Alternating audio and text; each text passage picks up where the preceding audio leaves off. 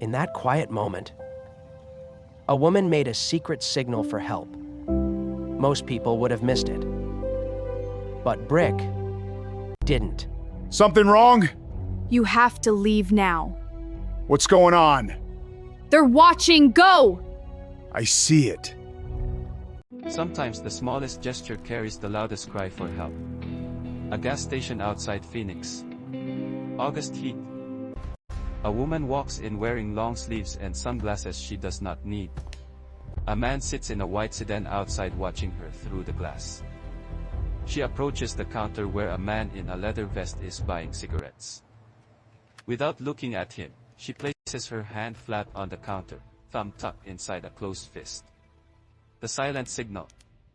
He sees it, does not react, does not look at her. He buys his cigarettes, walks outside, and positions himself between her and that car. Then he makes one phone call. His name is Brick. He is a full-patch member of the Hells Angels.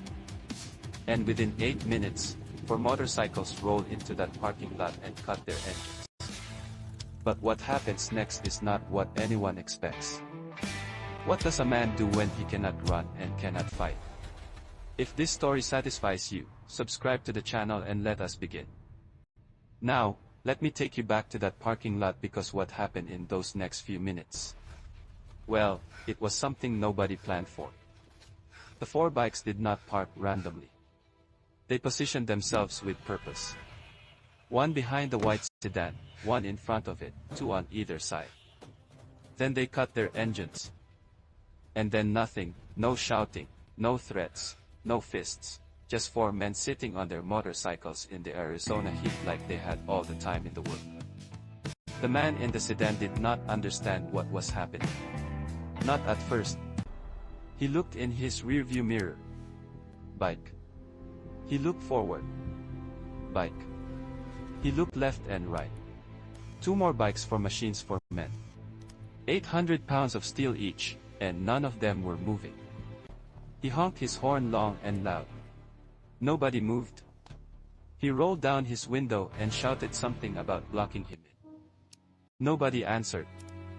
Not a word, not a glance. He honked again and again. And then he stopped because he realized something. These men were not going to move and they were not going to explain why. Now, here is what you need to understand about Brick. He was not a hero. He would tell you that himself. He was a 53-year-old man with bad knees. A beard that had not been trimmed in 6 months and a battered flip phone that held exactly 12 contacts. He did not own a smartphone. He did not use social media. He did not watch the news. He carried that old phone because it did one thing well. It made calls. And the call he made that day was 4 words long. Gas station, Route 10. Now that is all it took. The 4 men who showed up were not strangers. They were his brothers.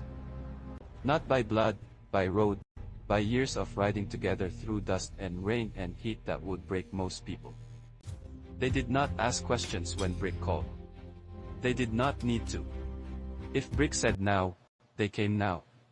But why did Brick make that call? Why did a man who spent most of his life avoiding other people's problems suddenly decide this was his problem? I will tell you why.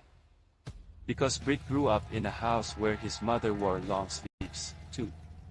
He was 9 the first time he saw his father break her wrist. He was 11 when he started sleeping with a baseball bat next to his bed. He was 12 the first time he stepped between them and took a hit meant for her. And he was 16 when he left home for good because his mother told him to stop interfering. She said it was not that bad. She said he was making it worse. She said if he really loved her, he would stop causing trouble. He never went back. 20 years later, he got a call that she had died alone in that same house with those same long sleeves on. Brick did not talk about this.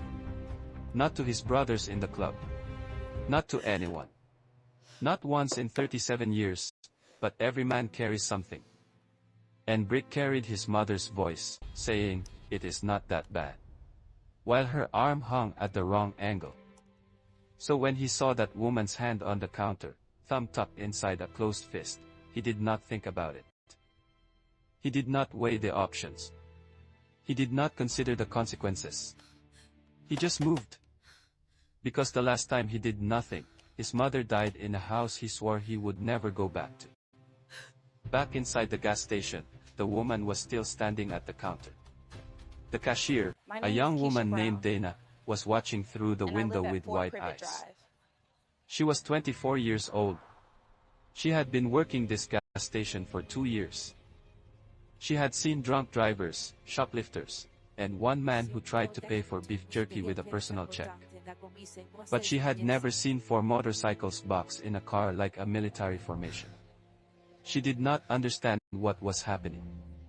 She saw the bikes. She saw the sedan blocked in. She saw the man inside the car getting more and more agitated. And she saw the woman standing at her counter, frozen in place. "Are you okay?" Dana asked the woman. The woman did not answer. Her hands were shaking. She pulled her sunglasses off for just a second. And Dana saw it. The bruise, dark and swollen, covering most of her left eye, not fresh, maybe 4 or 5 days old. The kind that goes yellow at the edges, the kind that tells you this was not the first time. Dana's breath caught. The woman put the sunglasses back on fast like it was a reflex she had practiced 100 times. Then Brick walked back inside. He did not look at the woman. He did not say a word to her. He did not introduce himself or explain what was happening outside. He placed his flip phone on the counter and slid it toward her. On the screen, a number was already dialing. A women's shelter 30M North. He had the number saved. Had it saved for years. He had used it twice before. Different women, different gas stations, same signal. The woman stared at the phone. Then she picked it up, held it to her ear, and when someone answered, her voice cracked on the first word. "Help." That was all she could say. "Help," she whispered into that phone for 2 minutes. Gave an address, gave a name, not her real name, a fake one, but it was enough. The woman on the other end of the line knew what to do. She had taken calls like this before. She asked 3 questions. "Are you safe right now? Is the person who hurt you nearby? Can you get to a pickup location?" The answers were yes, yes, and I do not know. Then the woman from the gas station looked at Brick. Really? Looked at him and she said something that would stay with him for the rest of his life. Nobody ever noticed before. Think about that. 3 years. 3 years of making that signal. In grocery stores, in doctors' offices, in restaurants, thumb tucked inside a closed fist. And nobody saw it. Nobody recognized it. Nobody stopped until Brick. He kept his eyes on the window, kept his eyes on the sedan. He said 2 words back. "I noticed the shelter dispatched a van. Estimated arrival 40 minutes. The woman waited inside the gas station, sitting on a stack of bottled water cases in the back room. Dana brought her a coffee. The woman held it with both hands but did not drink. She sat there in silence for 38 minutes. Dana checked on her every few minutes. Each time the woman was in the same position, holding the coffee, staring at the wall, not crying, not talking, just waiting. Outside, the man in the sedan had stopped honking. He was watching the door of the gas station, waiting for her to come out. He checked his phone. He drummed his fingers on the steering wheel. He was getting impatient, but the 4 bikes did not move, and the 4 men on them did not blink. The woman did not come out the front. When the van arrived, it pulled around to the side entrance. Dana walked the woman out through the storage room, past the cases of motor oil and the mop buckets and the broken ice machine that the owner kept saying he would fix. The woman climbed into the van without looking back. She did not say goodbye. She did not say thank you. She just got in and closed the door, and the van pulled away. And just like that, she was gone. But the man in the sedan, he was not gone. And believe me, this is where the story takes its turn. His name was Ray, and Ray was not the kind of man who accepted losing. She was quiet, He sat in that sedan for 10 more minutes after the woman disappeared. Then he pulled out his phone, not to call the police, not to call a friend. He called someone specific. And he said this: "Some bikers are blocking me in at the gas station on Route 10. Bring the truck." 20 minutes later, a black pickup pulled into the parking lot. 2 men got out. Big, confident. They were not bikers. They were raised people. Now it was 6 against 4. The 2 men from the truck walked toward the bikes. Don't leave one back in. One of them pointed at Brick and said something aggressive, something meant to provoke. Brick did not respond. None of his guys responded. They sat on their bikes in complete silence. Not a word, not a gesture, not even a shift in posture. And that silence, that is what unsettled Ray's guys, because they came ready for a fight. They knew how to handle a fight. What they did not know how to handle was 4 men who simply refused to engage. It was like shouting into a wall. Ray got out of the sedan. He walked straight to Brick, got close, too close, and he said, "You do not know who I am." Brick took a drag of his cigarette, did not blink, did not step back, and he did something small, something Ray almost missed. He glanced past Ray's shoulder, at the dashboard of the sedan, at the small blinking light of the dash cam mounted on Ray's windshield.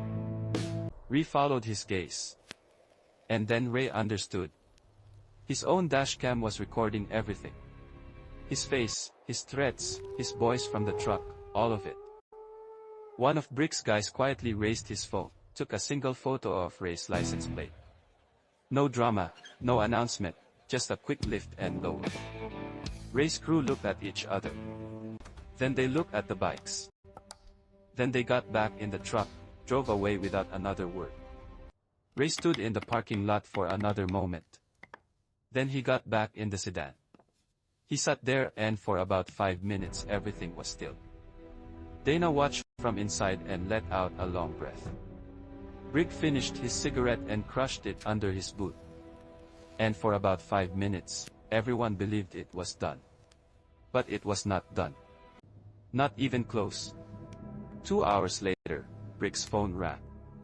The old flip phone, the one with 12 contacts. The voice on the other end was a woman who worked intake at the shelter. She said the woman was safe. She was eating. She was quiet, but she was safe. Then she said something else. She said the woman had told them things. Things about Ray. Things that went beyond one black eye and a pair of sunglasses in August. Ray had done this before. Not once, not twice. Multiple women over multiple years. At least 4 that the woman knew about. Women who came before her. Women who made the mistake of thinking Ray would change. And one of them, a woman named Carla. She had disappeared 2 years ago. Just gone. One day she was there and the next she was not. Her family filed a missing persons report. The police investigated, talked to Ray. He said she left him. Said she moved to California. Said he did not know where exactly. The case went cold. No leads, no body, no witnesses, nothing. Now, here's the thing. That single piece of information changed everything. Because up until that phone call, Brick was doing one thing. He was helping one woman get out of a bad situation. That was it. One rescue, one afternoon, done. He had done it before. And he expected to do it again someday. It was not complicated. See the signal, make the call, move on. But after that call, it was not one rescue anymore. It was something else entirely. Ray was not just a man who hit his girlfriend. Ray was a pattern, a predator with a history that stretched back years. And one woman in that history had vanished without a trace. Brick sat on his bike in the dark outside his trailer that night. The desert was quiet. He could hear the highway in the distance. He smoked 3 cigarettes down to the filter and thought about Carla, a woman he had never met. A woman whose face he had never seen, but a woman who had been in the exact same situation as the woman he had just helped escape. And he made a decision. A decision that went against everything his club stood for. The Hells Angels did not get involved in domestic situations. They had their own code, their own rules, their own hierarchy, and none of those rules included playing detective or getting tangled up in law enforcement business. He called his chapter president, a man named Tull, who had been running the chapter for 11 years. Brick explained the situation, the rescue, the dash cam, the license plate. Carla Tull listened without interrupting. That was his way. He let people talk until they were done. Then he said 5 words. "We do not do this." Brick said, "I do." There was a long silence on the line. Brick could hear Tull breathing on the other end. Then the president said, "Then you are on your own. Do not bring this back to the club." Brick hung up. He looked at his vest hanging on the back of his chair. Then he put it on anyway. The next morning, Brick drove to the local police precinct. He walked in wearing his vest. Full colors. Every officer in the room looked up. Conversation stopped. A biker in full Hells Angels colors walking into a police station was not something that happened. Not voluntarily. He went to the front desk and placed a piece of paper on the counter. The license plate number, Ray's full description, the dashcam detail, the name Carla, and the date she was last seen. The officer at the desk was young, maybe 26. He looked at the paper, then looked at Brick, then looked at the vest, then looked at the paper again, and he almost laughed. A biker reporting domestic violence, asking the police to run a plate. It did not compute. It did not fit any box he had in his head. Brick did not react. He said, "Run the plate. Check the name. I will be outside." He walked out, sat on his bike in the precinct parking lot, waited 20 minutes in the sun. Nobody came outside to talk to him. Nobody came to ask follow-up questions. Nobody came at all, so he left. But he left the paper on the counter, and that paper did not disappear. Meanwhile, Ray had gone home. But Ray was not sitting still either. Ray was a man who needed to control things. That was the core of who he was. Not anger, not violence, control. And the woman leaving. That was a loss of control he could not accept. He started looking for her. He called her sister in Tucson. Her sister did not answer. He called 3 more times. Still no answer. He called her workplace, a laundromat on the east side of Phoenix. They said she had not come in for 3 days. He drove to her mother's house, a small place on the south side, pink stucco walls, chain link fence, a yard with 1 dead tree. He banged on the door. Her mother opened it. A small woman in her 60s with tired eyes. She did not know where her daughter was. She had not heard from her, and she was telling the truth. Ray leaned in close and said something that made the old woman step back, close the door, and lock it with shaking hands. Then he stood on the porch for a full minute before walking back to his car. The shelter contacted Brick through the same network that got the van dispatched. The woman was terrified. She had heard from her mother. Ray had been there. Ray was escalating. He was not going to stop looking. He was not going to give up and move on. That was not who Ray was. Brick went back to the gas station that evening. It was dark. The fluorescent lights inside made the place glow against the desert. Dana was working the night shift. She was alone behind the counter and she was scared. She had seen Ray's face up close. She had looked him in the eye while she walked the woman out the side door and she was worried. What if Ray figured out she was involved? What if he showed up at her counter? Brick sat with Dana for a few minutes. He bought a coffee he did not drink. He did not tell her everything would be fine. He did not make promises he could not keep. He had learned a long time ago that false comfort is worse than honest silence. He said, "Fear is real, but so is a locked door and a phone that works. Keep both close." Then he reached into his vest, pulled out a blank card, wiped nothing on it, took a pen from the cup next to the register, wrote the domestic violence hotline number in block letters. Careful, neat, and beneath it, one sentence. "Someone is watching. Make the signal." He taped it to the counter right next to the register where every customer who walked up to pay would see it. Dana looked at the card. Then she looked at Brick. She did not say thank you. She did not need to. She just nodded. And Brick nodded back. Now get this. 3 days passed. 3 quiet days. Brick came to the gas station every evening. Park his bike in the lot. Not inside. Not making a scene. Just there. Presence. A reminder that someone was paying attention. On the 4th day, Ree came back. He walked into the gas station just after sundown. The bell above the door chimed. That small cheap bell that rings every time someone walks in. Dana heard it and looked up from the register.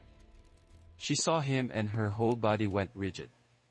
She recognized him instantly.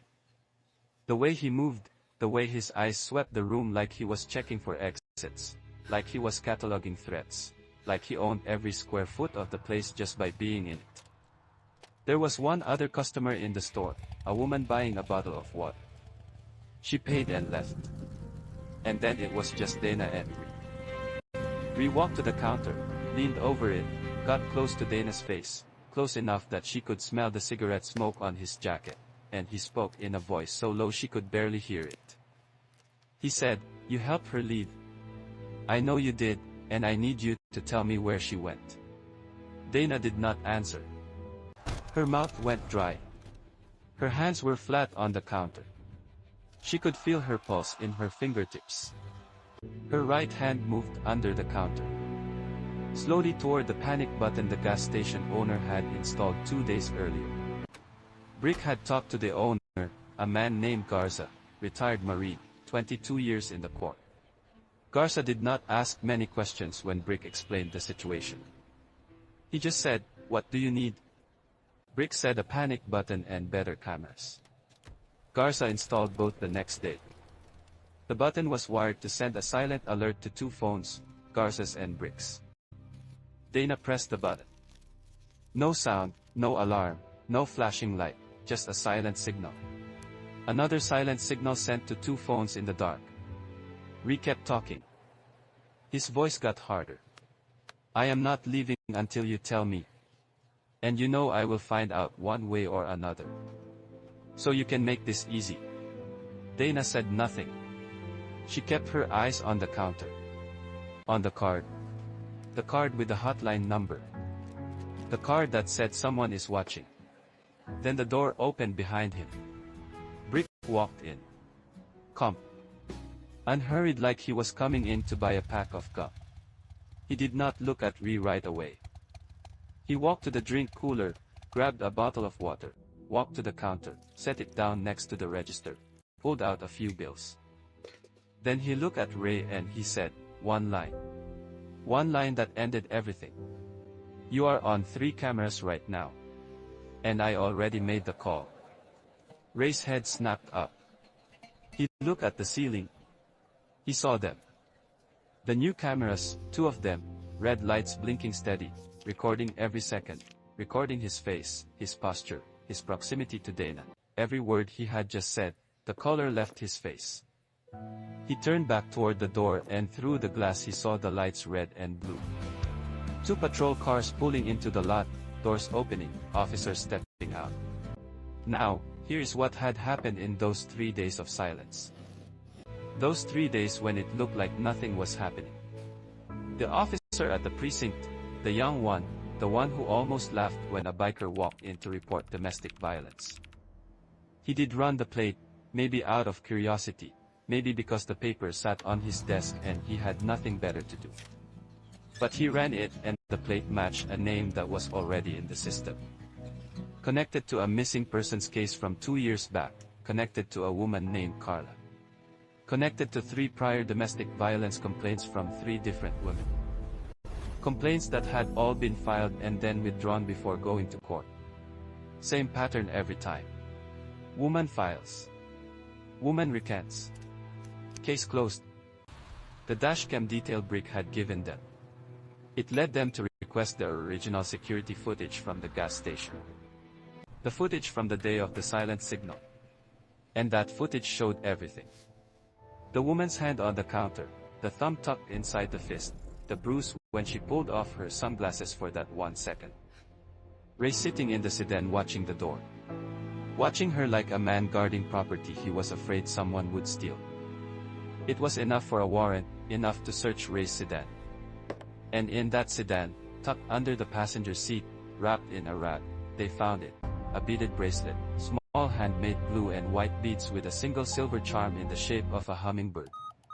It belonged to Carla, the missing woman. Her mother identified it from a photograph the same day. She said Carla never took it off. Said she made it herself the summer before she disappeared. Ree was arrested in that gas station parking lot. Handcuffs, no fight, no chase, no dramatic standoff. Just a man standing under fluorescent light realizing that every move he had made for the last 4 days had been seen, recorded, and reported by people he had dismissed. People he had underestimated. Cashier, a biker, a flea